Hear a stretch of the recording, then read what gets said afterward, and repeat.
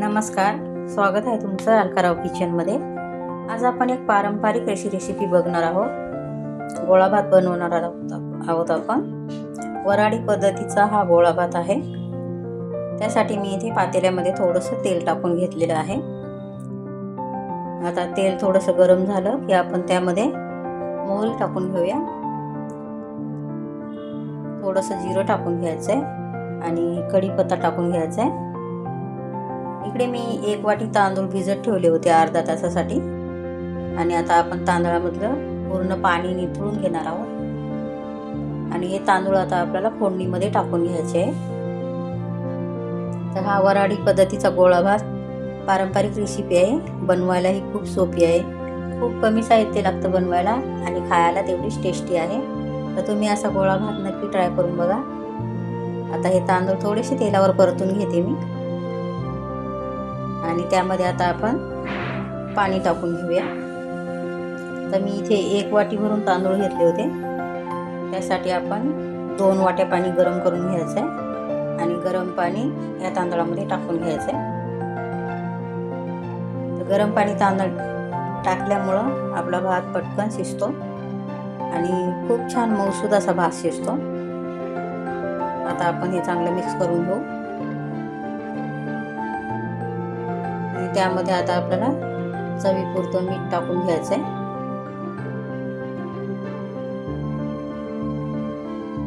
आता आपला भात अर्धवट आपल्याला शिजून घ्यायचा आहे। 70% भात आता आपण शिजून घेऊया।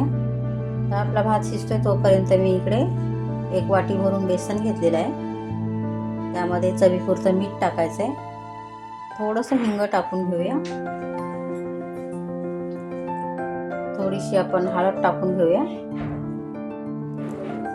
आणि या बेसनाचे आपल्याला छोटे छोटे असे मुटके बनवायचे।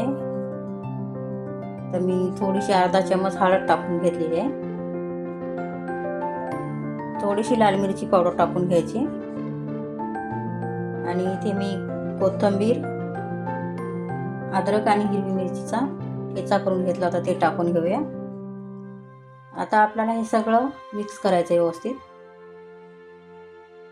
चांगला असा हाताने मिक्स करून घ्यायचा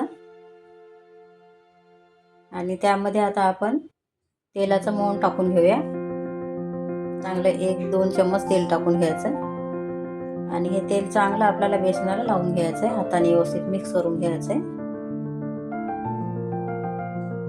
असं थोडंसं मोठं आली पाहिजे एवढं आपल्याला मिक्स करून घ्यायचं आहे। आता त्यामध्ये थोडंसं पाणी टाकून आपण बेसनाचा घट्टसर गोळा बनवून घेणार आहोत। एकदम जास्त पाणी टाकायचं नाही, थोडं पाणी टाकून तुम्ही बघू शकता असा मी असा घट्टसर गोळा बनवून घेतलेला आहे बेसनाचा। आता याचे छोटे छोटे असे मुटके बनवून घ्यायचे। तुम्ही असे गोल पण बनवू शकता, पण मी आता असे छोटे छोटे मुटके बनवून घेतलेले आहे।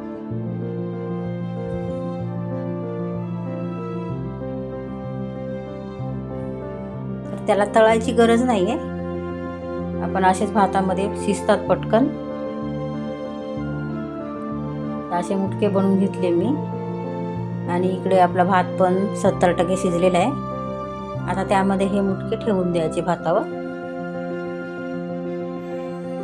असे एक एक करून आपण मुटके ठेवून घेऊया आणि त्याच्यावर थोडासा पाण्याचा शिडकाव द्यायचा आहे। 1-2 चम्मच पाणी टाकायचं मुटक्यावर आणि झाकण ठेवून आपल्याला आता हे 10 ते 15 मिनिटं वाफेवर असं शिजवून घ्यायचं आहे बारीक गॅसवर। तर 10-12 मिनिटानंतर बघू शकता मुटके आपले चांगले शिजलेले आहे। तर शिजलेले त्याला थोडीशी चकाकी येते आणि आकार पण मोठा होतो। त्यावरून आपल्याला समजतं की आपले मुटके चांगले शिजलेले आहे। त्यावर आता ही फोडणी टाकून घेते मी। त्यामध्ये लसूण, राई, कढीपत्ता, सुकी मिरची टाकून घेतलेली आहे आणि सर्व करताना आपण त्याच्यावर 1 चम्मच असं हिंगाचं पाणी टाकून घ्यायचं आहे। तर हिंगाचं पाणी टाकल्यामुळं खूप छान स्वाद लागतो। तर अशी रेसिपी तुम्ही एकदा नक्की ट्राय करून बघा। व्हिडिओ आवडला असेल तर लाईक करा, चॅनलवर नवीन असाल तर सबस्क्राईब करा।